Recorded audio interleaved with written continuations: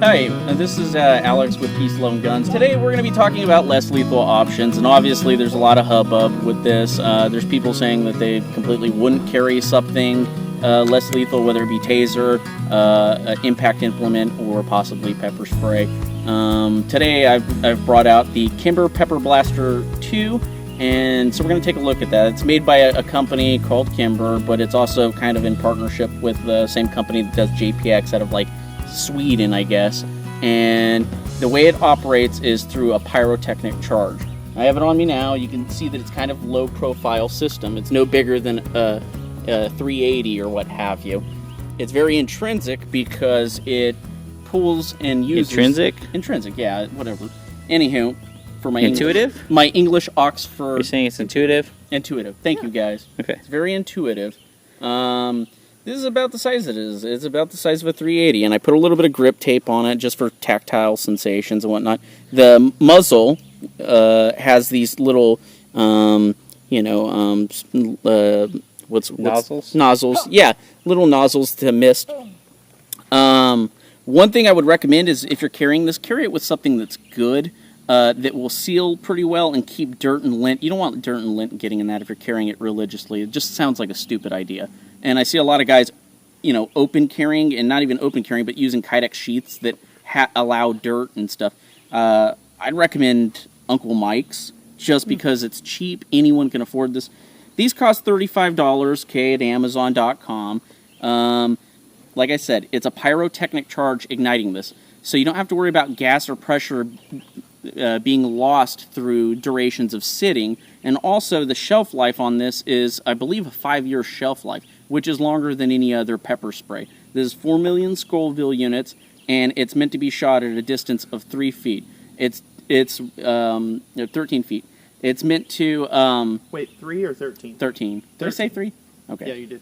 Okay, it's meant to be shot at a maximum distance of 13 feet, and you definitely don't want to shoot someone within a 2-foot range. It's kind of a warning because of the velocity. It'll actually permanently blind someone for life, which, whatever, if you're getting attacked, I don't see why that'd be a thing. But anywho, it comes with a safety right here that's really not that useful, and it's just a simple press safety. You can click it back in. It'll go back and forth and whatnot. I felt like it was just kind of getting in the way. I took a pocket knife, cut that little tab off. There you go. Keep your finger off the trigger if you don't want it to shoot. It's got about a 6-pound trigger pull. The take-up goes all the way back like that, and then it stops. Once it stops, that's when you're actually engaging, and the sear will lift off. It'll go forward, and it'll hit that. The striker will actually hit a charge, and that's what will make it go off.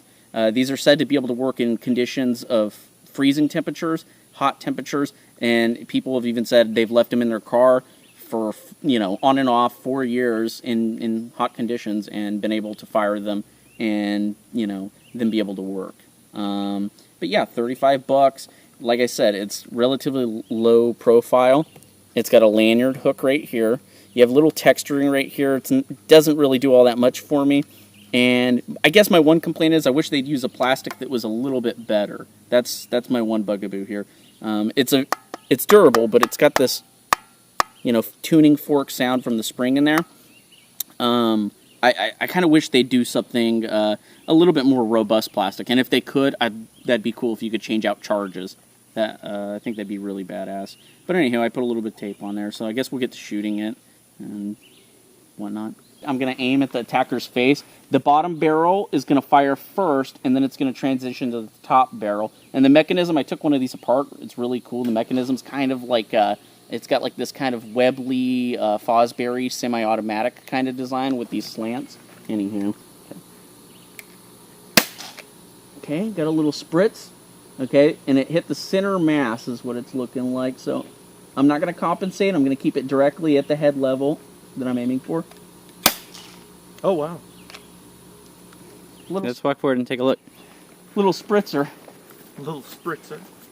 So you can see that it's kind of a rainy day, Yeah, nothing about this makes me want to get hit by one of those. Yeah, and it would have been better, mind you, if we'd used a white paper, you know what I mean? But you can see the... Mm-hmm. That's not something you really want to f*** around with. Yep. But yeah. Anyone want to take a taste? You go ahead. Get you that formula. And after you shoot one of these, you probably want to be careful Not to touch that. not to touch this. This is like getting icy hot on your sensitive bits, so to speak. That was less pyrotechnic than I imagined it would be. I imagined it would do a bang. It was really just kind of a squirt gun. It sounded like a, you know, but I think for that distance, that's pretty good. That's more damning evidence because you can see that is. each droplet. There's no way at 13 feet right here, you're not going to get that in somebody's eye. Yeah. wearing sunglasses. Hi, I'm Alex. I'm with Peace, Love, and Guns today, and I'd like to share with you this compelling evidence of how the Kimber Pepper Blaster could be perceived as a useful tool. In my hand here, I use as a pointer an open-L number 8. So what we see here is at a distance of 13 feet, roundabout, we have a spread pattern like what you would see with a shotgun, and you can see this high velocity spatter. You can see little tiny dots, and then you can see these bigger dots, okay, that are almost 45 caliber and even 50. I'd say that's like a 50, and you've got this drip pattern going. This is flipped over upside down, so the drips are going up in this instance. Right. This would be flipped over. But This is what soaked through the back of a fresh target. right. So what we have here is what I would say is pretty compelling evidence. At 13 feet, if I were to take I'll go ahead and do that. I'll take my hat off, and we'll just compare that to the human size of a human head. I mean, that's gonna get in their eyes. And I've even seen cases in videos where guys had Or get on their, sorry to interrupt you, or to get on their eyebrows, several big drops and drip into their eyes, and as they wipe it away, they wipe it from other parts of their face into their eyes, and there you go. It could possibly save a life. And one thing that I like about this is it kind of goes back to what Will was saying earlier about a 22 in the waistband is better than the 45 left in your car.